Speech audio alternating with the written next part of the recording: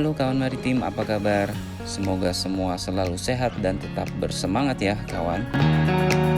Jumpa kembali di program Kabar Maritim yang tayang setiap Jumat pagi mulai pukul 8.30.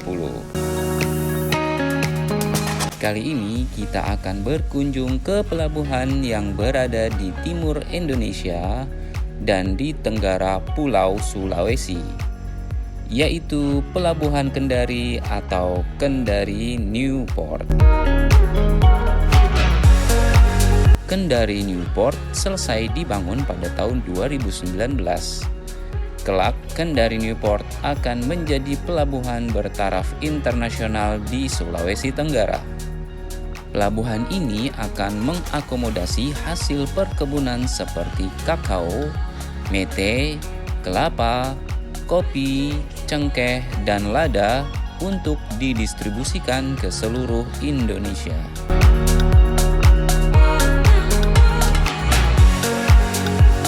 Pelabuhan ini juga akan melayani bongkar muat aspal dari Buton, nikel dari Kolaka Utara dan Konawe, emas dari Bombana, dan minyak di Kabupaten Buton Utara untuk diekspor ke luar negeri.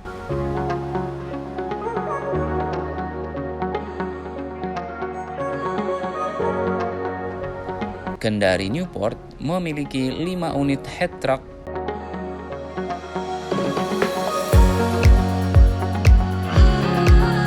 dan 2 unit kontainer crane untuk bongkar muat peti kemas. Memiliki panjang dermaga hingga 300 meter dengan lebar 35 meter dan kedalaman dermaga hingga 9 meter. Selain itu, memiliki 4 unit RTG yang akan beroperasi di sekitar hampir 6 hektar luas lapangan penumpukan peti kemas dengan kapasitas peti kemas mencapai 250.000 teus. Terdapat juga gudang penyimpanan untuk menunjang aktivitas di pelabuhan.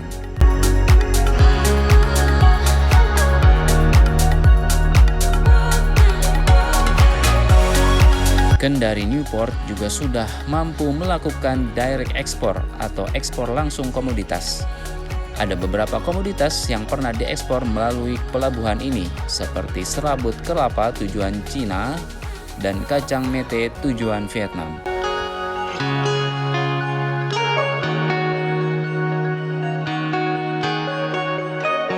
Tapi tahukah kamu kawan maritim, ketika J.N. Vosmeyer pada tahun 1831 menemukan Teluk Kendari, ia melihat sudah ada penduduk yang mendiami Teluk Kendari yang ternyata berasal dari suku Bugis dan suku Bajau.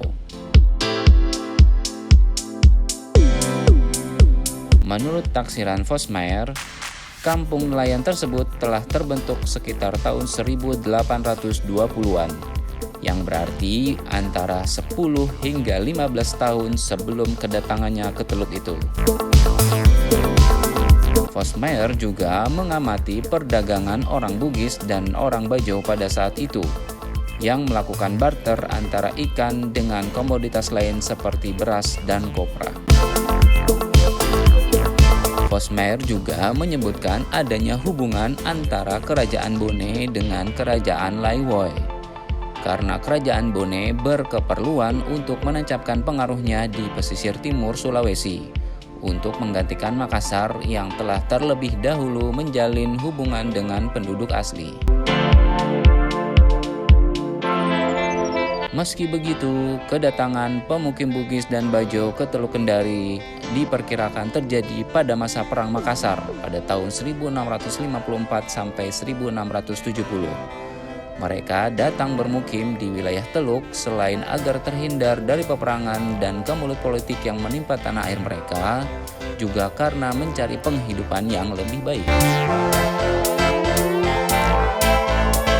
Pada abad ke-17, sebuah catatan dari Spellman menggambarkan lalu lintas perdagangan yang ramai dari Makassar menuju ke Tobongku dan Kepulauan Banggai yang menjual kapak besi, kulit penyu, dan lada.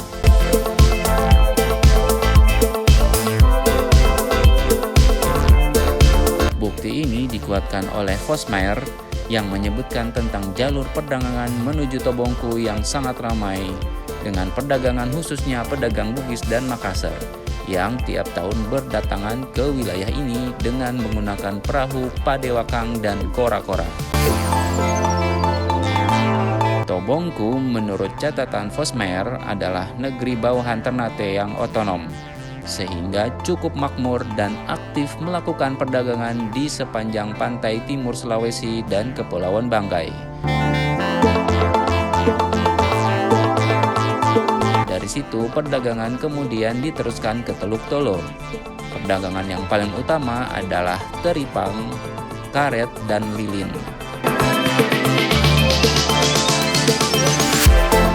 Tobongku menjadi primadona persinggahan para pedagang karena lokasi pelabuhan Tobongku sangat aman bagi kapal-kapal yang akan berlabuh. Selain itu juga menawarkan perlindungan yang cukup dari hembusan angin tenggara. Selain itu, catatan Vosmeer yang menarik tentang perdagangan penduduk lokal di sekitar Teluk Kendari adalah adanya kongsi dagang di antara penduduk lokal yang diorganisir dengan cara patungan, yakni setiap orang memiliki saham dalam kargo.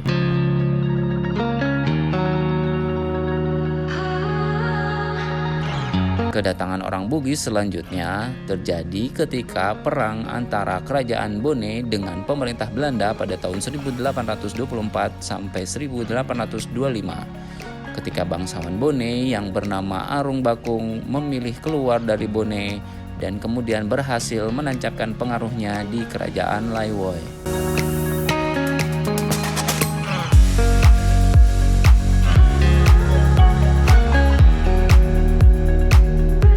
Perkembangan kota Pelabuhan Kendari sangat terkait dengan peranan Teluk Kendari sebagai pelabuhan alam yang strategis. Vosmeer mendeskripsikan Kendari sebagai sebuah teluk yang indah, strategis dengan prospek ekonomi yang bagus.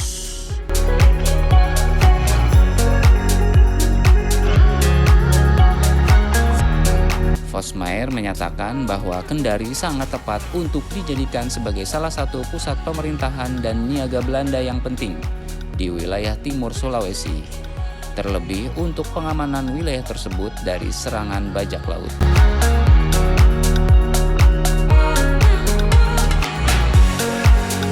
Pelabuhan Kendari kemudian dengan cepat bertransformasi sebagai pelabuhan besar yang ditunjang dengan infrastruktur modern sehingga kapal-kapal besar dapat berlabuh dengan nyaman.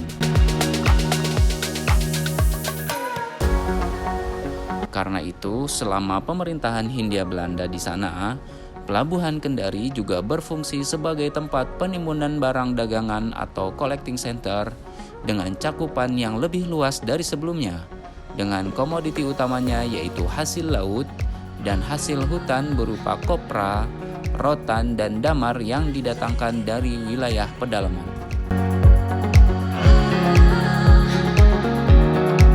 Selain itu juga terdapat berbagai barang-barang dagangan dari seluruh penjuru wilayah Nusantara yang datang melalui jalur Buton dan Makassar.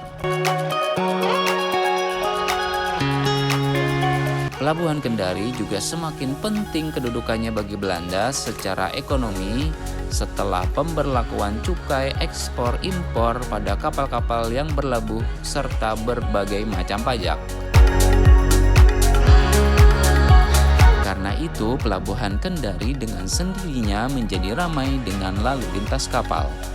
Terlebih dengan dijadikannya Pelabuhan Kendari sebagai salah satu destinasi dari pelayaran KPM yang rutin mengunjungi Teluk Kendari pada waktu-waktu tertentu yang membawa dagangan dari Makassar.